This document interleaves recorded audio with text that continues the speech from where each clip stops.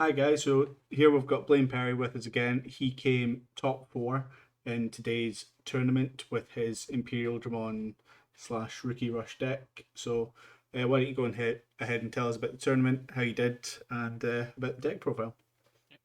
You're right, guys. So yeah, I came top four in Gordo Gaming's card cavern box tournament. I played Imperial Rookie and I went 3 wins, 1 loss. It was around 40 players. My matchups were round one green Ceres, which I won 2-0. Round two was red Omni, which I won 2-1. Round three was the winner Shen playing Blue Imperial, which I lost 2-0. And then round four, I played against Yellow Shine Greymon, which I won 2-1.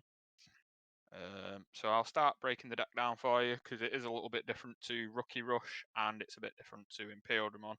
It's a hybrid between the two. So I'll go through the rookies first, which is for Auroramon. Any Rookie Rush deck, you're going to run him the 5k, pay 2 to get him out. It means that Shine Greymon has to use 2 Tamers rested to remove him. It means that Volcanic Dramon can't hit it, and then it just has really good value at surviving, swinging in at 5k. Then 2 Mushroomon just to fill up the green spots. Again, he's a 2-drop, 4k swinger, so good value there. Really good at putting your opponent to 1 when you need to. Up next, we've got 4 Gomamon. Again, it's just more rookies to put on the board. There are 2 costs, so it means you're not giving your opponent too much. If your opponent puts you on 2 memory or 3 memory, it means that you can play 2 costs out a turn and keep holding them to 1. Up next, we've got Elecmon again, another 2-drop 3k, just for the same reasons as Gomamon. Up next, we have Gobumon, which is a 3-drop. He's a draw 1. He helps you really filter through your deck. You can still swing in with him. He's going to die 90%, 95% probably of the time you swing in with him, but still playing him out and getting the draw to keep finding the bits you need and keep refreshing your hand is really good. Up next, we've got Vmon, one that's actually worth talking about out of the rookies. Obviously, he's got his jamming, which then means once you swing in, he's going to live unless you hit a Gaia or something like that, which then means that next turn your opponent has to deal with him. They have to waste a swing on him or do something to just try and stop him. Because if they don't, it means you're just going to swing in with him again next turn, and that's going to keep happening until they answer him. Up next is Penguimon. He's a 3 cost, but he's a 5k. So just like Auroramon, he's really good. He's also not bad to evolve in your raising area. That's happened to me twice in today's event, where I've opened up with Penguimon as my only blue rookie, surprisingly, with all these rookies we run. But he's just a really good play for that turn to evolve into, draw a card, and just leave your opponent at 1, and then hopefully you've got something to do next turn. Up That's next, we have that's the 24 rookies, yeah. yeah 24 rookies in total. And now we're on to where we get very thin in our other evolution chains. We have the 2 Gorillamon. Again, he's a 6k. It means he can trade with blockers. He only costs 1 to evolve, so it's another way of just keeping your opponent at 1. That's what you want to try and do with this deck 90% of the time, is just keep putting your opponent to 1, which then forces out them playing a memory tamer if they run them. Or if they don't, that's it, then you just keep starving them, but you want to lock them on 1s and 2s. So there's the Gorillamon. Then we go on to the XVmons, which is when Digivolving unspend one of your level 4 or lower Digimon. He's really good to run alongside the jamming Vmons. If you've played out an Elecmon on your turn 1 and done a Vmon in your raising area, it means that you can get 3 very quick hits on your opponent going into your turn 2. And a lot of people struggle to come back on that. Looping the jamming with the XVmon, or even just swinging with Vmon and then evolving into XVmon. It's also worth noting that he can restand any colour, so you can restand your Auroramons and get your swings in there with them. Now we go on to the Ultimates, which is just a 4 of Dino Beamon, and I have to say he's been the MVP of today for me. He's took out 4 or 5 blockers when I've needed him to. Because he does piercing and jamming. You can evolve him on your blues or your greens. Not in this deck though, because you don't run any green champions, but it's worth noting that he can do that.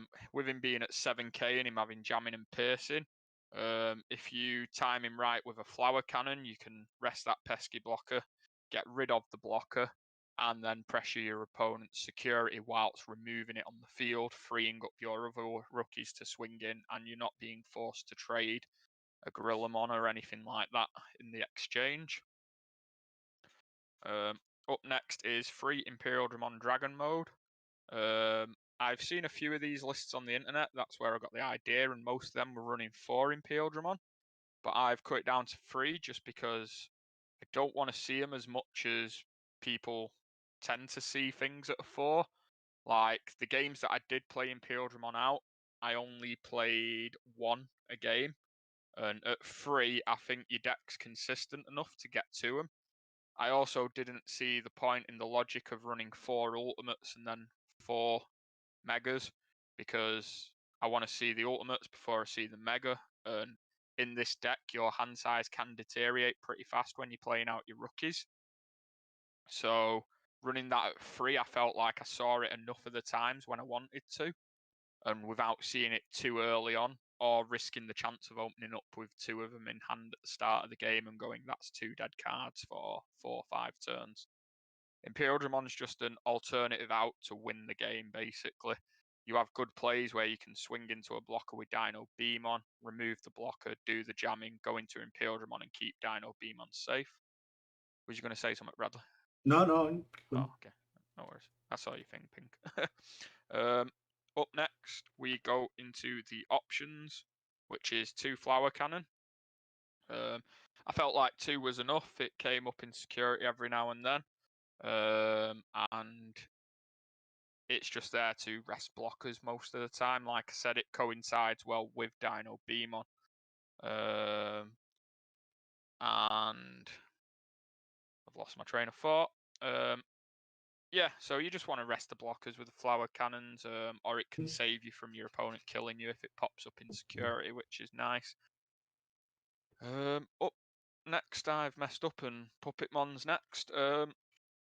So the Puppetmons again are there just to win the games for you once your opponent starts climbing, because most decks do operate on climbing into megas and stuff like that. You can lock out their small, tall board and just stop them pressuring you whilst you continue to pressure with your rookies. It helps keep the rookies that you've got alive on the board alive.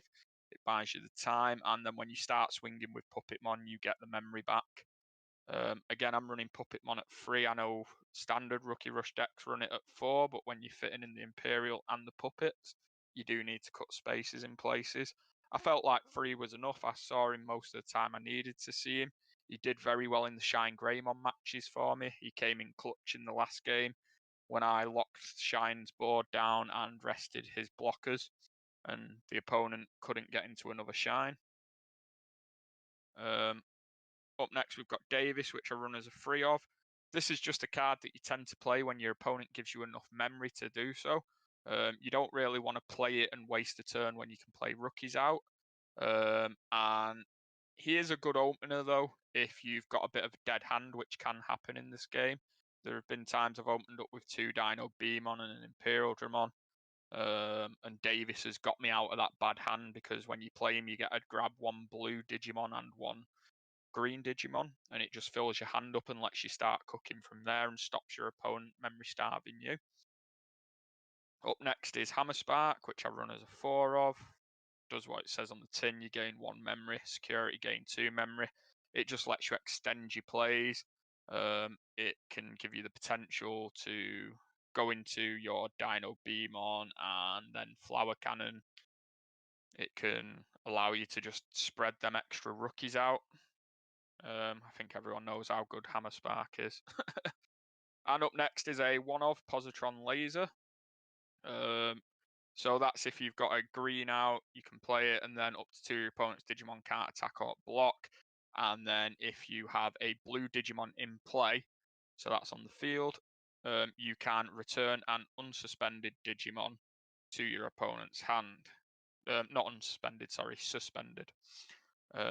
So again, that's just a really good way of, if your opponent has gone into an ultimate or something like that and removed one of your rookies, and you're smelling a Omnimon coming out or an Ultra S, and you've got quite a few rookies on board and you don't want to lose them, it just sets them so far back. If you've got Davis down, it's not a bad play to just do and then put them to free and go, okay, I'm going to win the game now. And it just stops you getting killed as well when there's them times where you're like, I need one more turn, I've got enough on board. So you just play that. I would probably run that as a 2-of after today, but I don't know what I'd cut for it because the space in this deck is very thin. It did come up a few times and I used it. I'm not too sure whether there was other times where I'd have gone, oh, I wish I had a Positron Laser in hand. He's just like a cheaper alternative to Puppetmon in a way, but at the same time I do like just putting bodies on board by using the Puppetmon. And then up next is the eggs, which is just 4 Upamon and 1 Demi-Vmon, so pretty much your standard blues. I know that Imperialdramon tends to run 4 Demi-Vmon, 1 Upamon, but this deck doesn't utilise enough jamming overall, because a lot of the time you can just win out off the rookie portion and a few champions.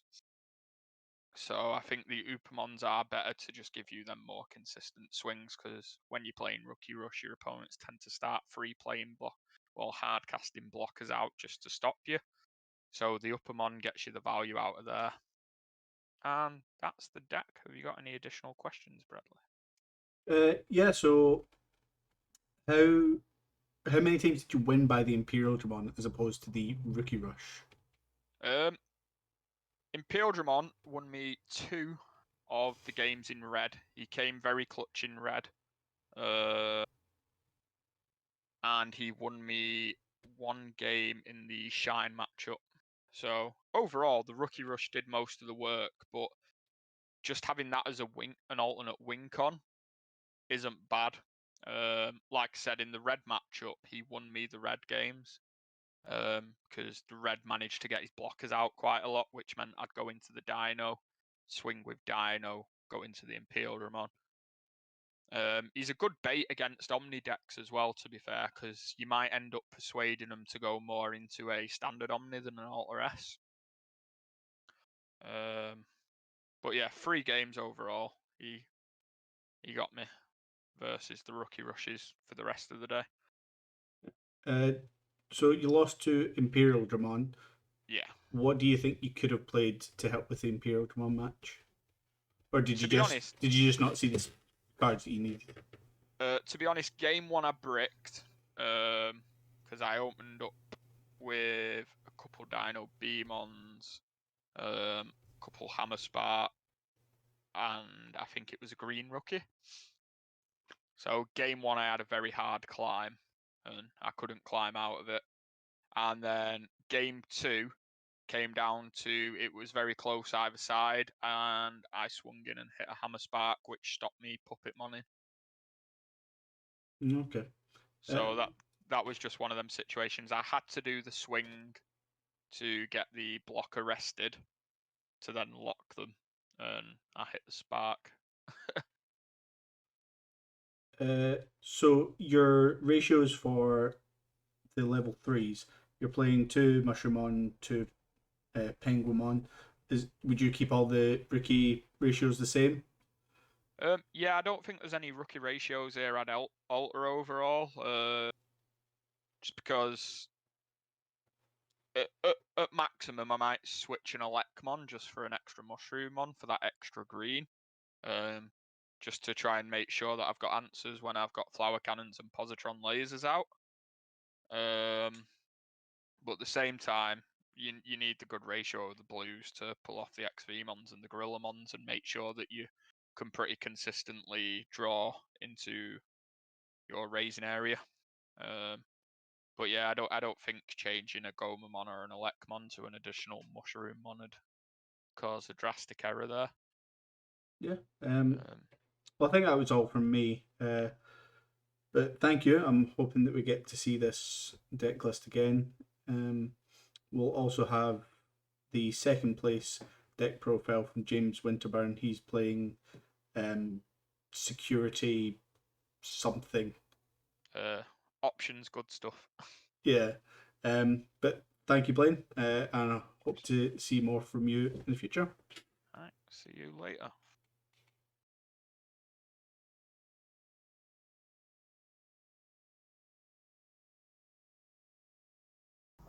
Shh, not a zombie channel.